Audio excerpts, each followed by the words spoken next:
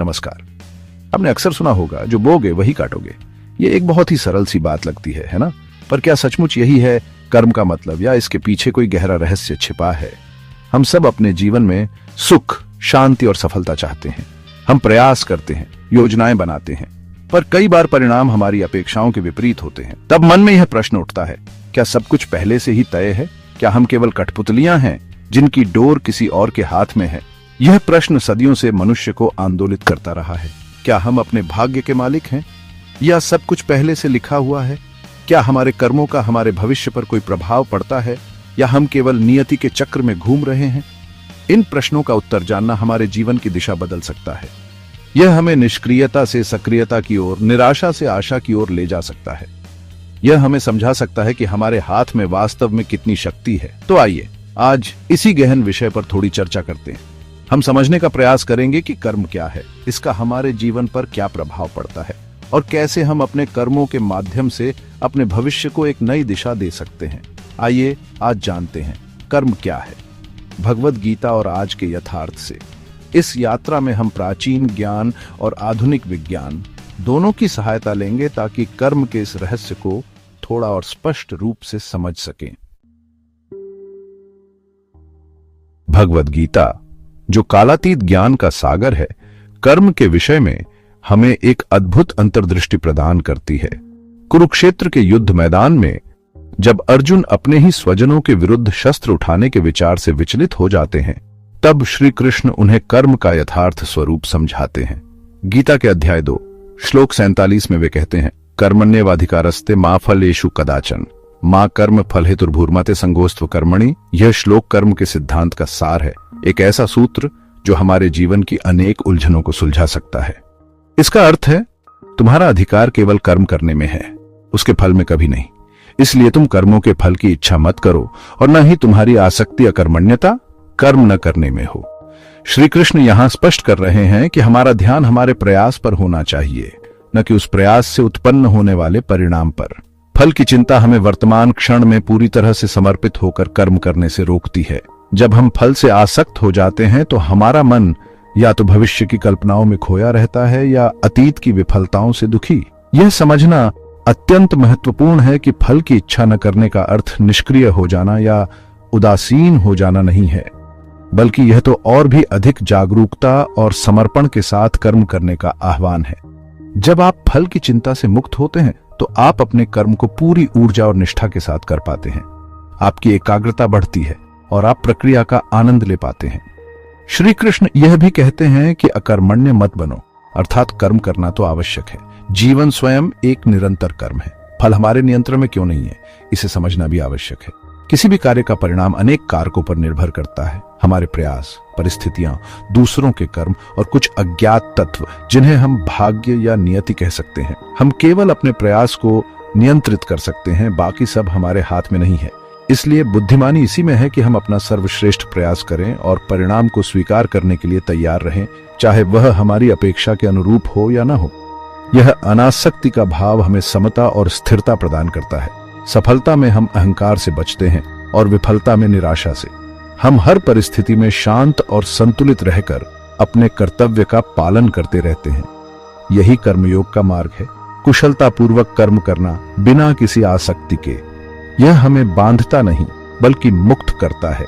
जब हम फल की चिंता छोड़कर कर्म करते हैं तो वह कर्म पूजा बन जाता है, एक यज्ञ बन जाता है।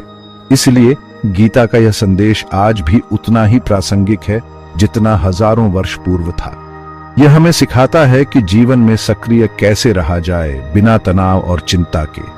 यह हमें अपने कर्मों की गुणवत्ता पर ध्यान केंद्रित करने की प्रेरणा देता है, न कि केवल उनके बाहरी परिणामों पर। जब हम इस सिद्धांत को अपने जीवन में उतारते हैं तो हम एक अद्भुत शांति और स्वतंत्रता का अनुभव करते हैं। हमारा हर कर्म आनंद का स्रोत बन जाता है, न कि बोझ का। भगवद गीता में कर्मों को उनके स्वभाव और कर्ता की चेतना के आधार पर 3 मुख्य श्रेणियों में विभाजित किया गया है: सात्विक, राजसिक और तामसिक कर्म। इन तीनों प्रकार के कर्मों को समझना हमें अपने कार्यों का मूल्यांकन करने और सही दिशा में प्रयास करने में मदद करता है। यह हमें यह भी दिखाता है कि हमारे कर्म न केवल बाहरी दुनिया को प्रभावित करते हैं बल्कि हमारी आंतरिक स्थिति को भी दर्शाते और निर्मित करते हैं। पहला है सात्विक कर्म। यह वह कर्म है जो शास्त्र विधि से नियत किया हुआ, कर्तापन के अभिमान से रहित तथा फल न चाहने वाले पुरुष द्वारा बिना राग द्वेष के किया जाता है।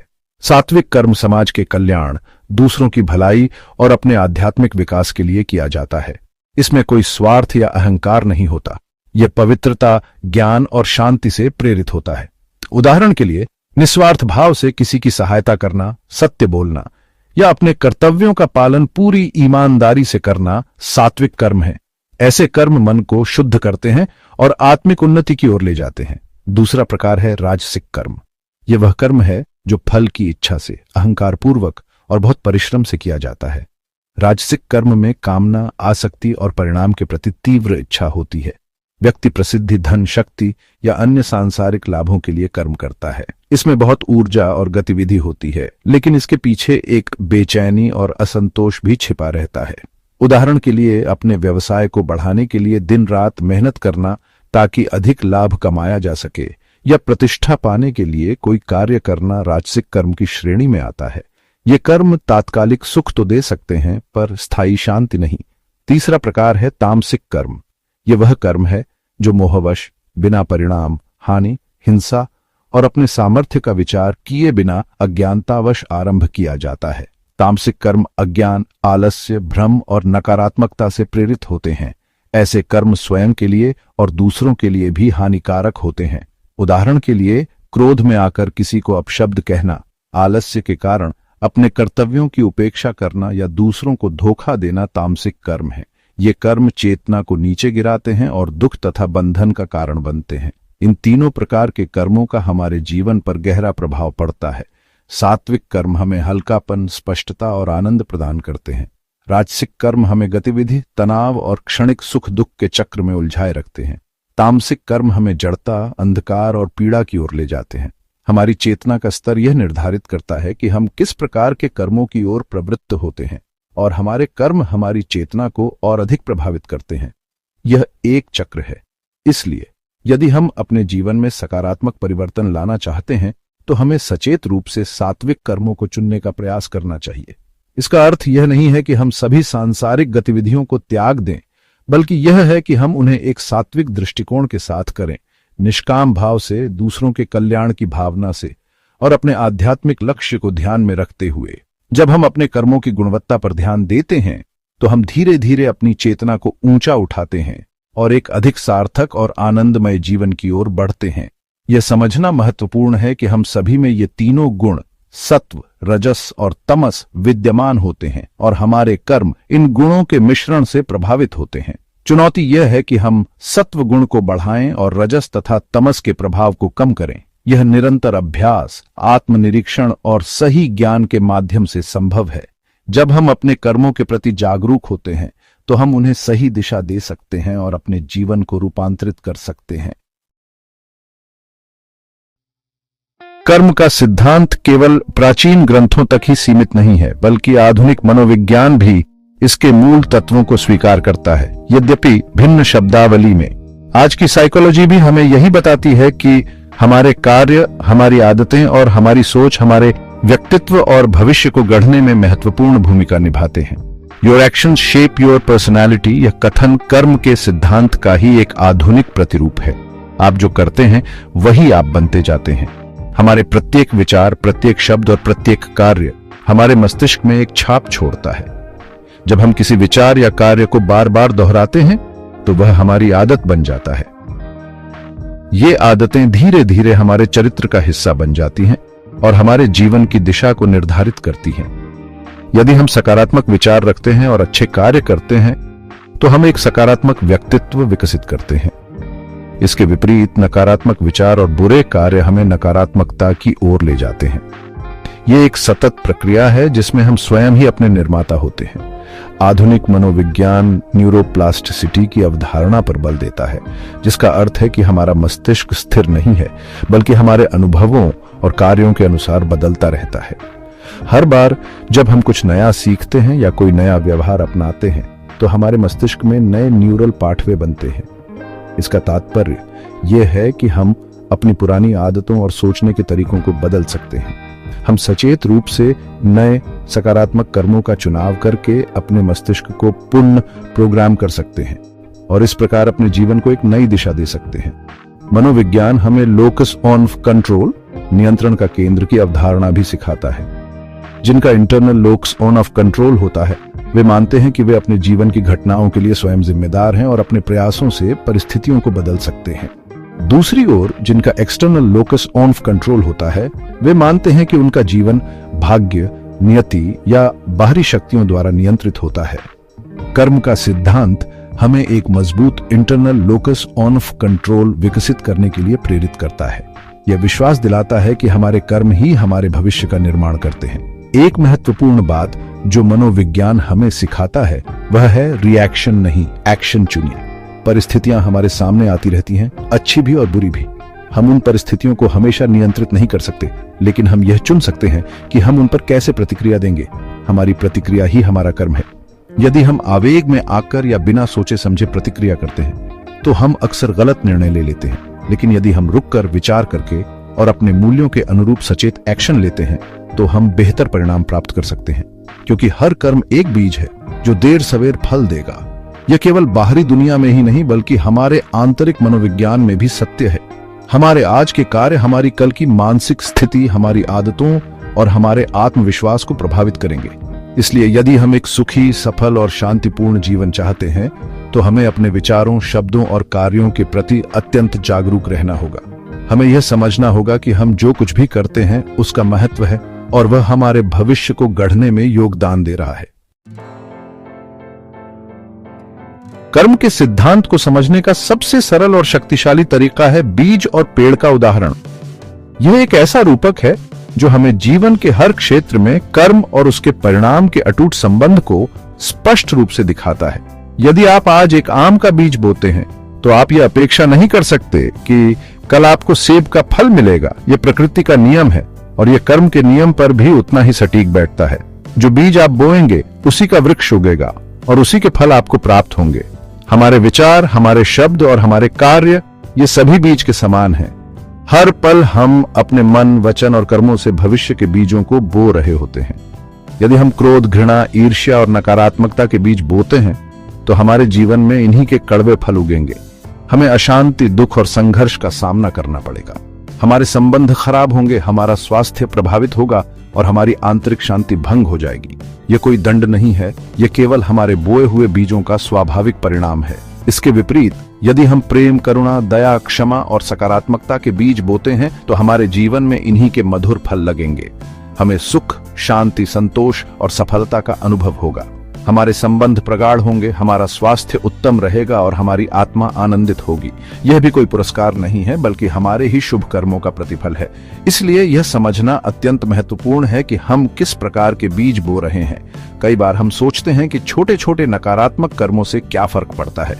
एक छोटा सा झूठ, थोड़ी सी बेईमानी या किसी के प्रति मन में रखा हुआ द्वेष, ये सब हमें महत्वहीन लग सकते हैं, लेकिन ये छोटे छोटे बीज भी समय आने पर अपने फल देते हैं। जैसे एक छोटा सा कंकड़ शांत जल में लहरें उत्पन्न कर देता है, वैसे ही हमारे छोटे छोटे कर्म भी हमारे जीवन और हमारे आसपास के वातावरण पर प्रभाव डालते हैं।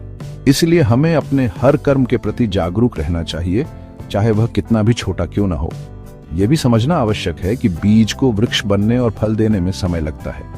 कुछ बीज शीघ्र अंकुरित होते हैं तो कुछ को अधिक समय लगता है। इसी प्रकार हमारे कुछ कर्मों का फल हमें तुरंत मिल जाता है, जबकि कुछ का फल हमें देर से, शायद कई वर्षों बाद या अगले जन्म में भी मिल सकता है। इसलिए यदि हमें अपने अच्छे कर्मों का फल तुरंत नहीं दिख रहा है तो हमें निराश नहीं होना चाहिए। हमें धैर्यपूर्वक अपने शुभ कर्म करते रहना चाहिए, इस विश्वास के साथ कि उनका फल अवश्य मिलेगा। इसलिए जब भी आप कोई कार्य करने चलें तो एक क्षण रुककर विचार करें, मैं कौन सा बीज बो रहा हूँ? क्या इस बीज से जो वृक्ष उगेगा उसके फल मुझे और दूसरों को सुख देंगे? क्या यह मेरे जीवन के बगीचे को सुंदर बनाएगा? यदि उत्तर हाँ है तो उस कर्म को पूरे उत्साह और समर्पण के साथ करें, और यदि उत्तर ना है तो उस बीज को बोने से बचें। हमारा जीवन हमारे ही द्वारा बोए गए बीजों का उद्यान है। इसे कैसा बनाना है ये पूरी तरह हमारे हाथ में है। कर्म की शक्ति और हमारे चुनाव के महत्व को दर्शाने वाली एक बहुत ही मार्मिक कहानी है दो जुड़वा भाइयों की। इन दोनों भाइयों का बचपन अत्यंत कठिन परिस्थितियों में बीता। उनके पिता एक शराबी थे जो अक्सर घर में कलह करते और बच्चों के साथ दुर्व्यवहार करते थे। उन्होंने अपने पिता के कारण बहुत कष्ट सहे। असुरक्षा और भय में उनका बचपन बीता। एक ही घर, एक ही माहौल, एक ही प्रकार की पीड़ा, दोनों ने सब कुछ एक साथ अनुभव किया। जब वे बड़े हुए तो उनके जीवन ने दो बिल्कुल भिन्न दिशाएं ली। एक भाई अपने पिता के ही नक्शे कदम पर चला और एक शराबी बन गया। उसका जीवन अस्त व्यस्त था, वह दुखी और निराश रहता था। उसने अपने परिवार को भी वही दुख दिया जो उसने स्वयं बचपन में सहा था।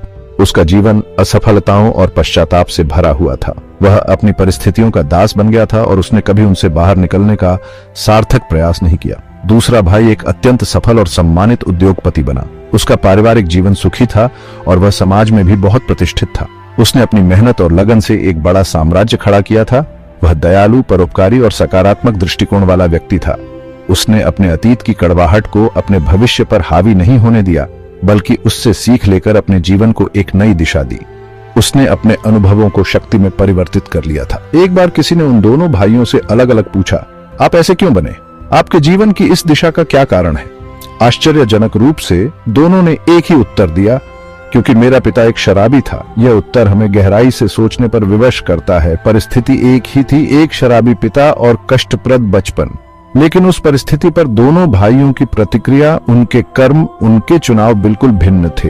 एक ने परिस्थिति को बहाना बनाया, दूसरा प्रेरणा। पहले भाई ने अपने पिता के व्यवहार को अपने पतन का कारण माना। उसने सोचा कि चूंकि उसका पिता शराबी था, इसलिए उसका भी शराबी बनना स्वाभाविक है। उसने अपनी जिम्मेदारी स्वीकार नहीं की और अपने कर्मों का दोष परिस्थितियों पर मढ़ दिया। उसने निष्क्रियता और आत्मसमर्पण का मार्ग चुना। उसने अपने पिता के नकारात्मक कर्मों के चक्र को जारी रखा, उसे तोड़ा नहीं। यह उसके लिए एक आसान रास्ता था, पर यह उसे विनाश की ओर ले गया। दूसरे भाई ने भी अपने पिता के व्यवहार को देखा, लेकिन उसने इसे एक चेतावनी के रूप में लिया। उसने निश्चय किया कि वह अपने पिता जैसा जीवन कभी नहीं जिएगा। उसने अपने पिता की गलतियों से सीखा और अपने लिए एक बेहतर भविष्य बनाने का संकल्प लिया। उसने कठिन परिश्रम किया, सकारात्मक दृष्टिकोण अपनाया और अपने जीवन की जिम्मेदारी स्वयं उठाई। उसने नकारात्मकता के चक्र को तोड़ा और अपने लिए एक नया सकारात्मक मार्ग प्रशस्त किया। उसका कर्म सचेत और रचनात्मक था। यह कहानी हमें स्पष्ट रूप से दिखाती है कि परिस्थितियां हमें परिभाषित नहीं करती, बल्कि उन परिस्थितियों में हम जो चुनाव करते हैं, जो कर्म करते हैं, वही हमारी पहचान बनाते हैं। हमारे हाथ में हमेशा यह शक्ति होती है कि हम अपने अतीत से ऊपर उठकर अपने भविष्य का निर्माण करें। हमारा कर्म ही वह कुंजी है जो हमें भाग्य का दास बनने से रोककर भाग्य का निर्माता बना सकती है। यह कहानी हमें कर्म की स्वतंत्रता और जिम्मेदारी का बोध कराती है। जब हम ये समझ जाते हैं कि हमारे कर्म ही हमारे भविष्य का निर्माण करते हैं, तो अगला महत्वपूर्ण प्रश्न यह उठता है कि हम सही कर्म का चुनाव कैसे करें। जीवन में हर क्षण हमारे सामने अनेक विकल्प होते हैं और यह जानना कठिन हो सकता है कि कौन सा मार्ग हमारे लिए और दूसरों के लिए श्रेयस्कर होगा। गीता और अन्य प्राचीन ग्रंथ हमें इस विषय में मार्गदर्शन प्रदान करते हैं। अपने कर्म का चुनाव करने से पहले यदि हम स्वयं से कुछ प्रश्न पूछें तो हम अधिक स्पष्टता प्राप्त कर सकते हैं। सबसे पहला प्रश्न जो हमें अपने आप से पूछना चाहिए वह है, क्या मेरे इस कर्म से किसी का भला होगा? यह प्रश्न हमें स्वार्थ से ऊपर उठकर परहित के बारे में सोचने के लिए प्रेरित करता है। जब हम दूसरों के कल्याण को ध्यान में रखकर कर्म करते हैं तो हमारे कर्म स्वतः ही सात्विक और शुभ हो जाते हैं। इसका अर्थ यह नहीं है कि हम अपनी आवश्यकताओं की उपेक्षा करें, बल्कि यह कि हम एक व्यापक दृष्टिकोण अपनाएं और देखें कि हमारे कार्यों का दूसरों पर क्या प्रभाव पड़ेगा। क्या इससे समाज में सकारात्मकता बढ़ेगी? क्या इससे किसी की पीड़ा कम होगी? दूसरा महत्वपूर्ण प्रश्न है, क्या इस कर्म से मुझे आंतरिक शांति और संतोष मिलेगा? हमारे अंतर्मन में एक मार्गदर्शक होता है, हमारी अंतरात्मा, जो हमें सही और गलत का बोध कराती है। यदि कोई कर्म करने के विचार मात्र से हमारे मन में बेचैनी, अपराध बोध या अशांति उत्पन्न होती है, तो यह एक संकेत है कि वह कर्म हमारे लिए उचित नहीं है। दूसरी ओर, यदि कोई कर्म हमें आंतरिक रूप से शांत, प्रसन्न और संतुष्ट महसूस कराता है, तो वह संभवतः हमारे लिए सही है। यह आंतरिक कंपास हमें सही दिशा दिखा सकता है। तीसरा प्रश्न जो हमें अपने कर्म के चुनाव में सहायक हो सकता है वह है, क्या यह कर्म मेरे जीवन के उच्चतर उद्देश्य या मेरे धर्म से जुड़ा है? हम सभी के जीवन का कोई न कोई उद्देश्य होता है, चाहे वह आध्यात्मिक हो, सामाजिक हो या व्यक्तिगत। हमारे कर्म हमारे उस उद्देश्य की प्राप्ति में सहायक होने चाहिए। धर्म का अर्थ यहां किसी संप्रदाय विशेष से नहीं, बल्कि हमारे उन कर्तव्यों और मूल्यों से है जो हमारे जीवन को सार्थकता प्रदान करते हैं। यदि हमारा कर्म हमारे मूल्यों और हमारे जीवन के लक्ष्य के अनुरूप है तो वह हमें सही मार्ग पर ले जाएगा। जब इन तीनों प्रश्नों का उत्तर हां में मिलता है, अर्थात कर्म से किसी का भला हो रहा है, हमें आंतरिक शांति मिल रही है और वह हमारे उद्देश्य के अनुरूप है, तो वह कर्म धर्मयुक्त कर्म कहलाता है। ऐसा कर्म न केवल हमें सांसारिक सफलता दिला सकता है, बल्कि हमारी आध्यात्मिक उन्नति में भी सहायक होता है। यह हमें एक संतुलित, सार्थक और आनंदमय जीवन जीने में मदद करता है। यह हमें कर्म के बंधन से मुक्त करके कर्मयोग की ओर ले जाता है। सही कर्म का चुनाव करना हमेशा आसान नहीं होता। कई बार हमें कठिन निर्णय लेने पड़ते हैं, जहां दो सही विकल्पों में से एक को चुनना होता है, या जहां अल्पकालिक लाभ और दीर्घकालिक कल्याण के बीच संतुलन बनाना होता है। ऐसी स्थितियों में हमें अपनी बुद्धि, अपने विवेक और अपने अनुभव का उपयोग करना चाहिए। हमें शास्त्रों का अध्ययन करना चाहिए, गुरुजनों से मार्गदर्शन लेना चाहिए और सबसे महत्वपूर्ण अपने अंतर्मन की आवाज सुननी चाहिए। निरंतर अभ्यास और जागरूकता से हम सही कर्म चुनने की अपनी क्षमता को विकसित कर सकते हैं। जब हम अपने विचारों, भावनाओं और इरादों के प्रति सचेत रहते हैं तो हम उन कर्मों से बच सकते हैं जो हमें नकारात्मकता की ओर ले जाते हैं। और जब हम सचेत रूप से शुभ और धर्मयुक्त कर्मों का चुनाव करते हैं तो हम अपने जीवन को एक सकारात्मक और ऊर्ध्वगामी दिशा प्रदान करते हैं। यह एक कला है जिसे धैर्य और प्रयास से सीखा जा सकता है। तो हमने कर्म के विभिन्न पहलुओं पर विचार किया, गीता का दृष्टिकोण, कर्म के प्रकार, मनोविज्ञान का संबंध और सही कर्म चुनने की विधि। इस पूरी चर्चा का सार यही है कि जीवन में हम जो बोते हैं वही काटते हैं। ये एक शाश्वत नियम है जो प्रकृति में भी और हमारे जीवन में भी समान रूप से लागू होता है। हमारे प्रत्येक विचार, प्रत्येक शब्द और प्रत्येक कार्य का परिणाम होता है, जो आज नहीं तो कल हमारे सामने अवश्य आएगा। यह समझना अत्यंत महत्वपूर्ण है कि कर्म भाग्य नहीं है, बल्कि कर्म ही भाग्य को बदलने की चाबी है। कई लोग सोचते हैं कि सब कुछ पहले से लिखा हुआ है और हम केवल नियति के हाथों की कठपुतली हैं, लेकिन यह एक अर्ध सत्य है। हाँ, कुछ परिस्थितियां हमारे नियंत्रण से बाहर हो सकती हैं, लेकिन उन परिस्थितियों में हम कैसे प्रतिक्रिया करते हैं, हम कौन से कर्म चुनते हैं, यह पूरी तरह हमारे हाथ में है। हमारे कर्म हमारे प्रारब्ध को भी प्रभावित कर सकते हैं और हमारे भविष्य को एक नई दिशा दे सकते हैं। कर्म का सिद्धांत हमें निष्क्रियता या निराशा की ओर नहीं, बल्कि सक्रियता, जिम्मेदारी और आशा की ओर ले जाता है। यह हमें बताता है कि हम अपने जीवन के निर्माता स्वयं हैं। यदि हम अपने वर्तमान से संतुष्ट नहीं हैं, तो हम अपने कर्मों को बदलकर अपने भविष्य को बदल सकते हैं। यह एक बहुत बड़ी शक्ति है जो हमें प्रदान की गई है। हमें इस शक्ति का उपयोग बुद्धिमानी और जागरूकता के साथ करना चाहिए। हमें अपने जीवन की बागडोर अपने हाथों में लेनी होगी। इसलिए आज से हम सब एक वचन लें, एक संकल्प करें, मैं शुभ कर्म करूंगा बिना फल की चिंता किए। यह संकल्प हमारे जीवन में एक क्रांति ला सकता है। जब हम फल की आसक्ति से मुक्त होकर केवल अपने कर्तव्य पर, अपने कर्म की गुणवत्ता पर ध्यान केंद्रित करते हैं, तो हमारा हर कार्य एक साधना बन जाता है। हमें तनाव, चिंता और भय से मुक्ति मिलती है और हम एक अद्भुत शांति और आनंद का अनुभव करते हैं। यही कर्मयोग का सच्चा मार्ग है। याद रखें, आपका कर्म ही आपका धर्म है और आपका कर्म ही आपकी शक्ति है। धर्म का अर्थ है वह जो धारण करता है, जो व्यवस्था को बनाए रखता है। शुभ कर्म ही व्यक्ति, समाज और सृष्टि की व्यवस्था को बनाए रखते हैं। और जब आप धर्म के मार्ग पर चलते हैं, जब आप शुभ कर्म करते हैं, तो आप असीम शक्ति से जुड़ जाते हैं। यह शक्ति आपके भीतर ही है, इसे बस जागृत करने की आवश्यकता है। इस यात्रा में अपने हर कदम पर जागरूक रहें। देखें कि आप कौन से बीज बो रहे हैं। अपने विचारों को शुद्ध रखें, अपनी वाणी को मधुर रखें और अपने कार्यों को कल्याणकारी बनाएं। यदि आप ऐसा करते हैं तो आपका जीवन स्वयं एक प्रेरणा बन जाएगा और आप न केवल अपना, बल्कि अपने संपर्क में आने वाले हर व्यक्ति का जीवन प्रकाशित करेंगे। कर्म का रहस्य समझकर, कर्म के मार्ग पर चलकर हम सभी एक अधिक सार्थक, आनंदमय और रूपांतरित जीवन जी सकते हैं। तो कर्म का यह चक्र, यह विधान कोई डरावनी या जटिल पहेली नहीं है। ये तो जीवन जीने का एक अत्यंत सरल और सुंदर विज्ञान है। यह हमें बताता है कि हम जो कुछ भी करते हैं, छोटा या बड़ा, उसका एक परिणाम होता है।